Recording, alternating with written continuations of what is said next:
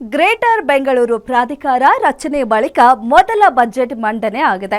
ಈ ಬಜೆಟ್ ಬೆಂಗಳೂರು ನಗರಾಭಿವೃದ್ಧಿಗೆ ಹೊಸ ದಿಕ್ಕು ತೋರಿಸುವ ಬಜೆಟ್ ಆಗಿದೆ ಎನ್ನಲಾಗಿದೆ.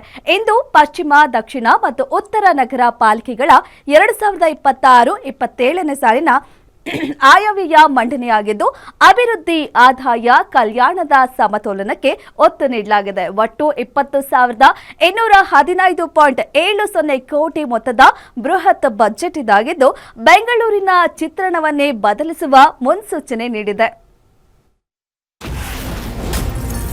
ಜಿಬಿಎ ಸ್ವಂತ ಆದಾಯದಿಂದಲೇ ಮೂಲಸೌಕರ್ಯ ವೃದ್ಧಿ, ರಾಜಧಾನಿಗೆ ಪ್ರಮುಖ ಹೊಸ ಯೋಜನೆಗಳ ಘೋಷಣೆ, 20,215.70 ಕೋಟಿ ಆಯವ್ಯಯದಲ್ಲಿ ಬೆಂಗಳೂರಿನ ಚಿತ್ರಣ ಬದಲು, ಅಧಿಕಾರ ವಿಕೇಂದ್ರೀಕರಣ ಮೂಲಕ ಅಭಿವೃದ್ಧಿ ಮತ್ತು ಆಡಳಿತಕ್ಕೆ ವೇಗ ನೀಡುವ ಉದ್ದೇಶದಿಂದ ರಚನೆಯಾಗಿರುವ ಜಿಬಿಎ ಜನಪ್ರತಿನಿಧಿಗಳಿಲ್ಲದೆ ಪೂರ್ವ ನಗರ ಪಾಲಿಕೆ ಮತ್ತು ಕೇಂದ್ರ ನಗರ ಪಾಲಿಕೆಗಳ ಮೊದಲ ಬಜೆಟ್ ಅನ್ನು ನಿನ್ನೆ ಮಂಡಿಸಲಾಯಿತು. ಈ ಎರಡೂ ಪಾಲಿಕೆಗಳು ಸಾರ್ವಜನಿಕ ಮೂಲಸೌಕರ್ಯ ಅಭಿವೃದ್ಧಿಗೆ ಹೆಚ್ಚು ಒತ್ತು ನೀಡುವುದರ ಜೊತೆಗೆ ರಾಜ್ಯ ಸರ್ಕಾರಗಳ ಅನುದಾನಕ್ಕಿಂತ ಸ್ವಂತ ಆದಾಯ ನೆಚ್ಚಿಕೊಂಡು ಬಜೆಟ್ ಮಂಡನೆ ಮಾಡಿದ್ದು ವಿಶೇಷವಾಗಿತ್ತು. ಇಂದು ಉಳಿದ 3 ಪಾಲಿಕೆಯ ಬಜೆಟ್ ಅನ್ನು ಇಂದು ಮಂಡನೆ ಮಾಡಲಾಗಿದೆ. ಈ ಬಜೆಟ್ನಲ್ಲಿ ಸಾರ್ವಜನಿಕರಿಗೆ ಅನುಕೂಲವಾಗುವಂತಹ ಸಣ್ಣ ಮಟ್ಟದ ಯೋಜನೆಗಳನ್ನು ನಗರ ಪಾಲಿಕೆಗಳು ಘೋಷಣೆ ಮಾಡಿರುವುದು ವಿಶೇಷವಾಗಿದೆ. ಬೆಂಗಳೂರು ಉತ್ತರ, ಪಶ್ಚಿಮ ಹಾಗೂ ದಕ್ಷಿಣ ನಗರ ಪಾಲಿಕೆ ಬಜೆಟ್ನಲ್ಲಿ ತಮ್ಮ ಆದಾಯದ ಮೂಲವನ್ನು ಹೆಚ್ಚಿಸಿಕೊಳ್ಳುವ ನಿಟ್ಟಿನಲ್ಲಿರುವುದು ಸಂತಸದ ವಿಚಾರ.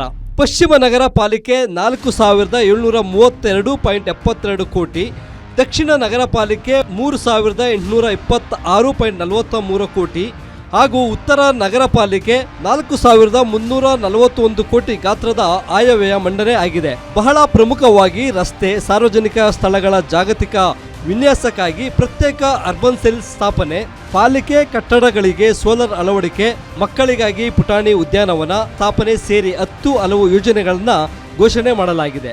5 ನಗರ ಪಾಲಿಕೆಗಳ ಬಜೆಟ್ ಗಾತ್ರವನ್ನು ನೋಡೋದಾದರೆ, ಪಶ್ಚಿಮ ನಗರ ಪಾಲಿಕೆ 4,732.72 ಕೋಟಿ, ದಕ್ಷಿಣ ನಗರ ಪಾಲಿಕೆ 3,826.43 ಕೋಟಿ ಬಜೆಟ್ ಮಂಡಿಸಿದೆ. ಹಾಗೆಯೇ ಉತ್ತರ ನಗರ ಪಾಲಿಕೆ 4,341 ಕೋಟಿ, ಪೂರ್ವ ನಗರ ಪಾಲಿಕೆ 3,889 ಕೋಟಿ, ಕೇಂದ್ರ ನಗರ ಪಾಲಿಕೆ 3,426.55 ಕೋಟಿ ಮಂಡಿಸುವ ಮೂಲಕ ಒಟ್ಟಾರೆಯಾಗಿ 20,215.70 ಕೋಟಿ ಮೊತ್ತದ ದಾಖಲೆ ಬಜೆಟ್ ಅನ್ನು ಆಯಾ ಪಾಲಿಕೆ ಆಯುಕ್ತರು ಮಂಡಿಸಿದ್ದಾರೆ. ಸ್ವಂತ ಆದಾಯ ವೃದ್ಧಿಗೆ 3 ಪಾಲಿಕೆಗಳು ಹೆಚ್ಚಿನ ಒತ್ತು ನೀಡಿವೆ. ತೆರಿಗೆ ವ್ಯಾಪ್ತಿಗೆ ಬರದ ಆಸ್ತಿಗಳನ್ನು ಗುರುತಿಸಿ ತೆರಿಗೆ ಜಾಲಕ್ಕೆ ತರುವುದು, ಬಿ ಖಾತಾದಿಂದ ಎ ಖಾತೆಗೆ ಪರಿವರ್ತನೆ, ಜಾಹೀರಾತು ಮತ್ತು ಪಾರ್ಕಿಂಗ್ ನೀತಿಗಳ ಮೂಲಕ ಹೆಚ್ಚಿನ ಆದಾಯವನ್ನು ಸಂಗ್ರಹಿಸುವ ಯೋಜನೆ ರೂಪಿಸಲಾಗಿದೆ. ಕೊಳಚೆ ಪ್ರದೇಶಗಳ ಅಭಿವೃದ್ಧಿಗಾಗಿ ಪಾಲಿಕೆಯ ಜಮೀನುಗಳಿಗೆ ಯಾವುದೇ ಶುಲ್ಕ ವಿಧಿಸದೆ ಕೊಳಚೆ ನಿರ್ಮೂಲನಾ ಮಂಡಳಿಗೆ ನಿರಾಕ್ಷೇಪಣಾ ಪತ್ರ ನೀಡುವುದರ ಮೂಲಕ ಕೊಳಚೆ ಪ್ರದೇಶಗಳ ಘೋಷಣೆ ಮಾಡುವ ಮೂಲಕ ಮಂಡಳಿಗೆ ಸಹಕರಿಸುವುದು, ಸ್ಲಮ್ ಸೆಸ್ ಮತ್ತು SCP TSP ಅನುದಾನಗಳನ್ನು ಬಳಸಿಕೊಂಡು ಕೆರೆ ಒತ್ತುವರಿ ಪ್ರದೇಶದಲ್ಲಿರುವ ಕೊಳಚೆ ಪ್ರದೇಶಗಳನ್ನು ಸ್ಥಳಾಂತರಗೊಳಿಸಲು ಕ್ರಮವಹಿಸಲಾಗುವುದು. ಸಾರ್ವಜನಿಕ ಸಂಪರ್ಕ, ಬೆಂಗಳೂರು ಉತ್ತರ ನಗರ ಪಾಲಿಕೆ ಪ್ರತ್ಯೇಕ ವೆಬ್ಸೈಟನ್ನು ಅಭಿವೃದ್ಧಿಪಡಿಸಲಾಗುವುದು. ಪಾಲಿಕೆಯ ಎಲ್ಲ ಇಲಾಖೆಗಳಲ್ಲಿ ನಡೆಸುತ್ತಿರುವ ಅಭಿವೃದ್ಧಿ ಕಾರ್ಯಗಳ ಬಗ್ಗೆ ಸಾರ್ವಜನಿಕರಿಗೆ ಮಾಹಿತಿಯನ್ನು ನೀಡಲು ಫೇಸ್ಬುಕ್, ಇನ್ಸ್ಟಾಗ್ರಾಮ್ ಮತ್ತು ಯೂಟ್ಯೂಬ್ ಸಾಮಾಜಿಕ ಮಾಧ್ಯಮ ಖಾತೆಗಳನ್ನು ನಿರ್ವಹಿಸಲಾಗಿರುತ್ತದೆ. ಅಷ್ಟೇ ಅಲ್ಲದೆ ನಗರದ ಟ್ರಾಫಿಕ್ ಸಮಸ್ಯೆಗೆ ಪರಿಹಾರವಾಗಿ ಪ್ರಮುಖ ರಸ್ತೆಗಳ ಅಗಲೀಕರಣ, ಜಂಕ್ಷನ್ಗಳ ಅಭಿವೃದ್ಧಿ ಕಾರ್ಯಗಳಿಗೆ ಆದ್ಯತೆ ನೀಡಲಾಗಿದೆ. ಸಾಮಾಜಿಕ ಕಲ್ಯಾಣಕ್ಕೂ ಸಮಾನ ಒತ್ತು ನೀಡಲಾಗಿದ್ದು, SC ST ಸಮುದಾಯಗಳು, ಪೌರ ಕಾರ್ಮಿಕರು ಮತ್ತು ಅಲ್ಪಸಂಖ್ಯಾತರಿಗೆ ಹಲವು ಯೋಜನೆಗಳನ್ನು ಘೋಷಿಸಲಾಗಿದೆ. ನಿಮ್ಗೆಲ್ಲರಿಗೂ ಗೊತ್ತು, ಯೂಶಲಿ ನಾವು we are part of the greater Bangalore. Earlier BBMP ಇತ್ತು. ನಿಮ್ಗೆಲ್ಲರಿಗೂ ಹಂಗೆ ಅನ್ನಿಸ್ತಾ ಇರುತ್ತೆ ಎಲ್ಲದರಲ್ಲೂ ಸೇಮ್ ಇದೆ ಅಂತ.